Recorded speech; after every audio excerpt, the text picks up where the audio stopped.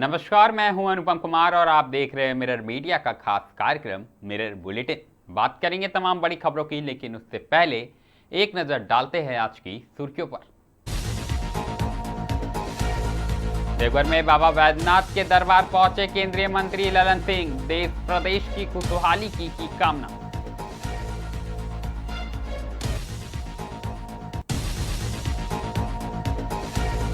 नशे के खिलाफ सड़क पर उतरे पुलिस और छात्र, उखरा में जागरूकता रैली से दिया सतर्क संदेश।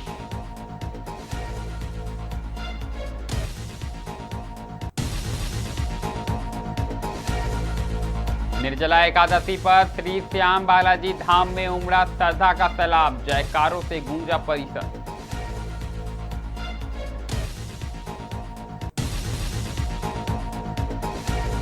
वज्रपात का कहर, झारखंड में 7 की मौत, आंधी तूफान के बीच मौसम विभाग का ऑरेंज अलर्ट।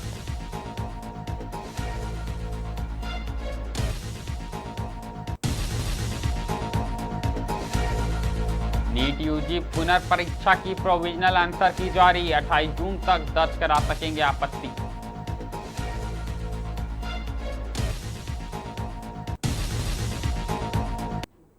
अब खबरें विस्तार से। सबसे पहले बात करेंगे हम देवघर की। आपको बता दें कि केंद्रीय मंत्री ललन सिंह शुक्रवार को कड़ी सुरक्षा व्यवस्था के बीच देवघर पहुंचे और विश्व प्रसिद्ध बाबा बैद्यनाथ धाम में विधि विधान के साथ पूजा अर्चना की। उन्होंने बाबा बैद्यनाथ से देश, राज्य और समाज में सुख समृद्धि, शांति तथा खुशहाली की प्रार्थना की। बता दें कि मंदिर पहुंचने पर उनके पुश्तैनी तीर्थ पुरोहित ने प्रशासनिक भवन में वैदिक मंत्रोच्चार के बीच संकल्प कराया। संकल्प के बाद केंद्रीय मंत्री ने गर्भगृह में प्रवेश कर बाबा बैद्यनाथ का जलाभिषेक एवं विधिवत पूजा अर्चना की।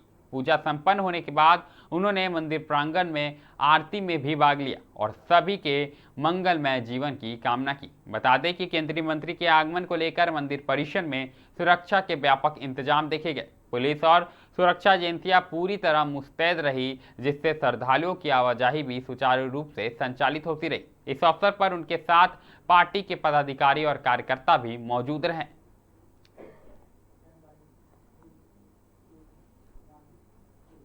अगली खबर बंगाल के अंडाल से आई है। आपको बता दें कि अंतर्राष्ट्रीय नशा विरोधी दिवस के अवसर पर अंडाल थाना अंतर्गत उखरा चौकी पुलिस की ओर से शुक्रवार को नशा मुक्ति जागरूकता रैली निकाली गई। कार्यक्रम में पुलिस अधिकारी, शिक्षकों और स्कूली छात्र छात्राओं ने बढ़ चढ़कर भाग लिया तथा समाज को नशे से दूर रखने का संदेश दिया।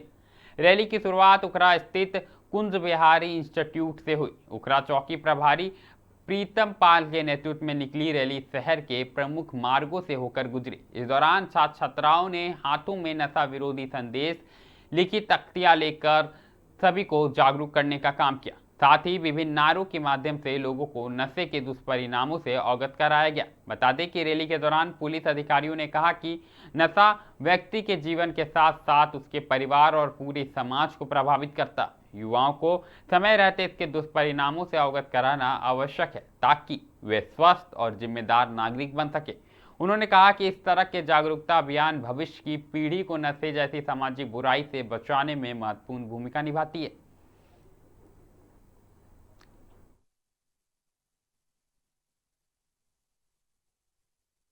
আমাদের ওয়ার্ল্ডে সব আমাদের অ্যান্টি ড্রাগস ডে নামে আমরা সেলিব্রেশন করা হয়। তো এই বিশ্ব মাদক বিরোধী দিবসের আজকে এই অ্যাওয়ারনেসটা এই কারণে যে আমাদের আজকের যে সমাজ এবং আজকের যে যুব তারা বেশিরভাগ সময় কিন্তু আমরা সার্ভে করে, আমরা অ্যাকচুয়ালি রিহেবিলিটেশন সেন্টার থেকে এসেছি, আমরা সার্ভে করে দেখি সেখানে 70% ইউথ কিন্তু কোনো না কোনো নেশায় অ্যাডিকশন হয়ে গেছে। সে মাদক বলুন বা আজকের যেটা হচ্ছে আমাদের সবার কাছে গুরুত্বপূর্ণ স্মার্টফোন, সেটাতে মোবাইল অ্যাডিকশন, গেম অ্যাডিকশন, তারা কিন্তু জীবনের সব প্রায়োরিটিগুলোকে মিস করে এই অ্যাডিকশনের মধ্যে ঢুকে যাচ্ছে এবং এই অ্যাডিকশনের মধ্যে ঢুকে যাওয়ার পরে তারা বুঝতেও পারছে না তাদের জীবনটা কোথায় রসাতলে চলে যাচ্ছে। তো আজকের দিনে এটাই মানুষের কাছে অ্যাওয়ারনেস যে আপনারা সচেতন হন এবং অনেকের বাড়ির লোক আমরা এরকম। बात करेंगे धनबाद की। आपको बता दें कि ज्येष्ठ मास की शुक्ल पक्ष की पावन निर्जला एकादशी पर मैथन के संजय चौक स्थित श्री श्याम बालाजी धाम में श्रद्धा और भक्ति का अद्भुत संगम देखने को मिला। बड़ी संख्या में श्याम भक्त हाथों में निशान लेकर मंदिर पहुंचे और जय श्री श्याम के जय घोष से पूरा धाम भक्तिमय उठा। आपको बता दें कि श्रद्धालुओं ने बाबा के दरबार में विधिन विधान के साथ पूजा अर्चना कर परिवार की सुख समृद्धि, स्वास्थ्य और खुशहाली की कामना की। धार्मिक मान्यता के अनुसार निर्जला एकादशी का व्रत करने से वर्ष भर की सभी 24 एकादशियों के व्रत के समान पुण्य की प्राप्ति होती है। इसी आस्था के कारण आसपास के गांवों और शहरों से बड़ी संख्या में श्रद्धालु धाम पहुंचे और पूरे दिन दर्शन पूजा का सिलसिला जारी रहा। शाम के समय एकादशी महोत्सव के अवसर पर भव्य भजन संध्या का भी आयोजन किया गया। बता दें कि भजन गायकों ने बाबा श्याम की महिमा का गुणगान किया, जिस पर श्रद्धालु भक्ति रस में सरबोर होकर देर रात तक झूमते और नाचते रहे। ढोल, मंजीरे और भजनों की मधुर धुनों से पूरा वातावरण भक्तिमय बना रहा।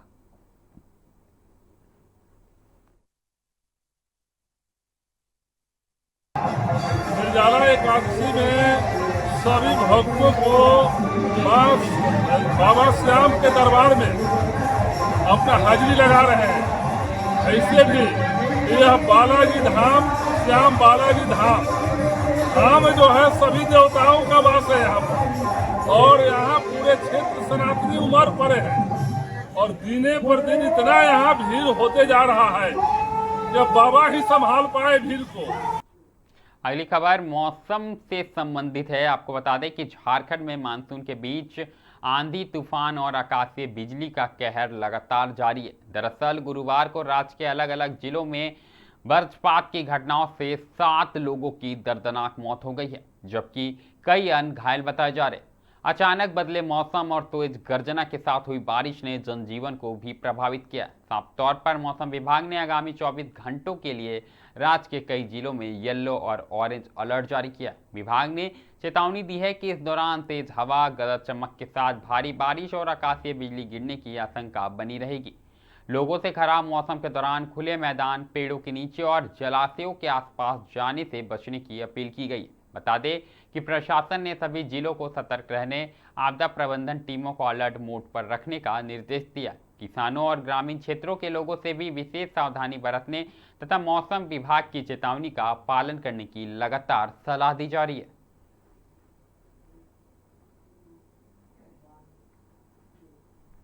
रुक एक बार फिर धनबाद का करेंगे। आपको बता दें कि बीसीसीएल सीएमडी मनोज कुमार अग्रवाल ने कतरा क्षेत्र की विभिन्न खदानों का निरीक्षण कर उत्पादन, सुरक्षा और खादान विस्तार कार्यों की व्यापक समीक्षा की। उन्होंने अधिकारियों को उत्पादन बढ़ाने, सुरक्षा मानकों का कड़ाई से पालन करने तथा लंबित विकास कार्यों में तेजी लाने के निर्देश दिए। साफ तौर पर सीएमडी ने सबसे पहले AKWMC कोयलरी का दौरा कर भूमि अधिग्रहण, प्रकाश व्यवस्था, सड़क और अन्य आधारभूत सुविधाओं का जायजा लिया। उन्होंने सभी कार्यों को निर्धारित सुरक्षा मानकों के अनुरूप शीघ्र पूरा करने के निर्देश दिए। वर्तमान में प्रतिदिन लगभग 1200 टन हो रहे उत्पादन की समीक्षा करते हुए उन्होंने अगले माह 1 माह में इसे बढ़ाकर 2000 टन प्रति करने का लक्ष्य निर्धारित किया। साफ तौर पर इस दौरान उन्होंने कई विशेष निर्देश भी दिए। आप भी सुने क्या कुछ कहा सीएमडी ने।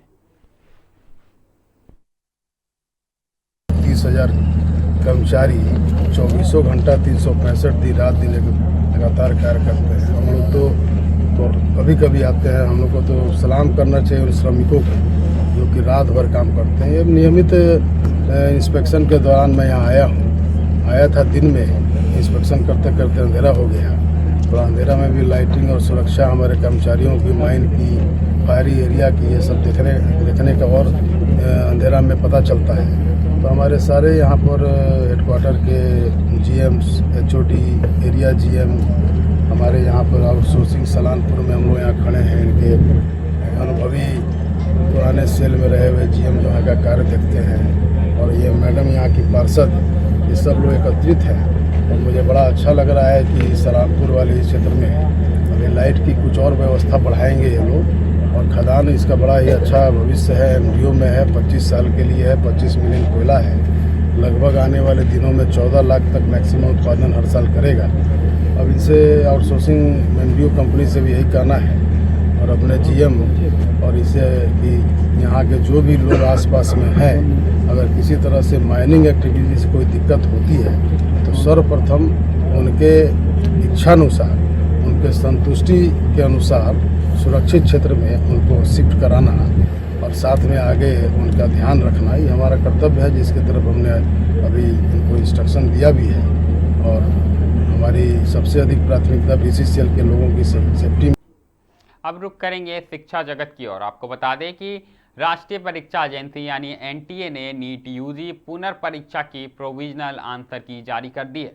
परीक्षा में शामिल अभ्यर्थी आधिकारिक वेबसाइट पर जाकर उत्तर कुंजी देख सकते हैं और यदि किसी उत्तर पर आपत्ति है तो 28 जून तक निर्धारित प्रक्रिया के तहत ऑनलाइन चुनौती दर्ज करा सकते हैं। बता दें कि NTA ने स्पष्ट किया है कि विषय विशेषज्ञों की समिति सभी आपत्तियों की समीक्षा करेगी। यदि किसी आपत्ति को सही पाया जाता है तो उसके आधार पर अंतिम आंसर की में आवश्यक संशोधन किया जाएगा। इसके बाद संशोधित उत्तर कुंजी के आधार पर परिणाम तैयार किया जाएगा। अभ्यर्थियों को सलाह दी गई है कि वह समय सीमा समाप्त होने से पहले अपने सभी दावों और आवश्यक दस्तावेज ऑनलाइन जमा कर दें, क्योंकि निर्धारित तिथि के बाद किसी भी आपत्ति पर विचार नहीं किया जाएगा।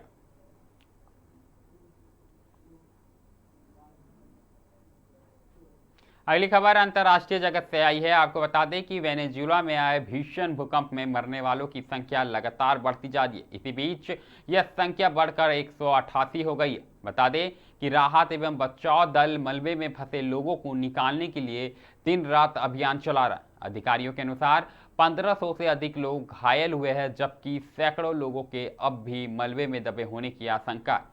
सबसे अधिक तबाही राजधानी कराकास के आसपास और उत्तरी तटीय राज्य ला गुआइरा में हुई है, जहां कई बहुमंजिला इमारतें, मकान और सार्वजनिक ढांचे धराशायी हो गई। बता दें कि सरकार ने प्रभावित क्षेत्रों में आपातकाल घोषित कर सेना, पुलिस और आपदा राहत एजेंसियों को राहत कार्य चलाने के निर्देश दिए। कई देशों में मानवीय सहायता भेजने की भी घोषणा की। साफ तौर पर भूकंप के बाद लगातार आ रहे झटकों के कारण लोगों में दहशत का माहौल है और हजारों परिवार खुले आसमान के नीचे रात गुजारने को मजबूर है। अधिकारियों का कहना है कि राहत अभियान जारी है और मृतकों की संख्या और भी बढ़ सकती है। मिरर बुलेटिन में अभी के लिए फिलहाल इतना ही। ऐसी तमाम बड़ी खबरों से लगातार हम आपको अवगत कराते रहेंगे। कहीं मत जाइएगा, बने रहें मिरर मीडिया के साथ।